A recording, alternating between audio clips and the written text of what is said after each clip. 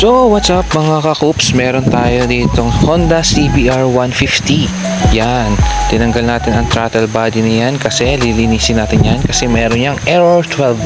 Ang error 12 ay sa may fuel injector. Kaya ang ginawa ko, pinalinis ko si fuel injector dun sa shop nila Mac sa Nagcarlan yan. Shoutout sa iyo, Boss Mac. And then yung tinatanggal ko ngayon, pinakita ko sa inyo yung sa intake, madumi talaga. Tapos yung filter na yan ay nilinisan na lang din natin yan kasi walang makuhang filter, air filter. Then yan sa may tensioner yan, tinanggal ko din kasi may ingay yan. Pinabibili ko kaso walang makuha, and ang ginawa ko, yung naingay sa kanya ay mayroon akong magic na ginawa. At yan, bago natin tanggalin ang tensioner, dapat naka-timing yan syempre. Yan, so sobrang dumi niya, so kailangan din niyang linisin syempre. At yan nga ang aking panlinis, ang FI cleaner na yan, para malinis natin si throttle body. At ayan na nga, nalinis na nga natin si throttle body. So linis na yan lahat, sasalpak na lang din natin yan. Yun sobrang linis niyan, wala kang makikitang utip-utip, magic. At ayan na nga, tinetesting ko na yung kanyang error 12 para aking burahin na rin yung kanyang error code na yan kasi na okay na yan.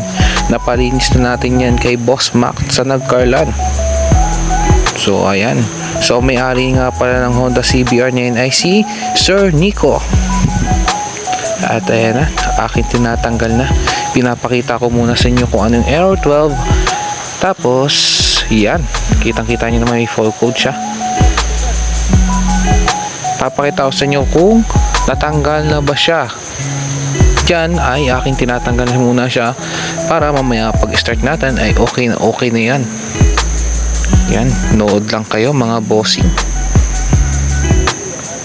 So ayan, read with full code tayo. At ayan, current, wala na. History, wala na din yan. Natanggal na natin yan.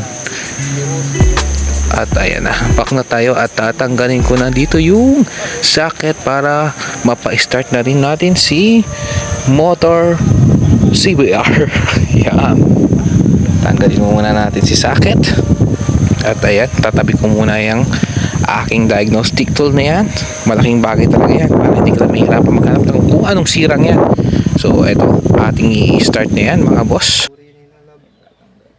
Ito lang kasi yung apat na dito.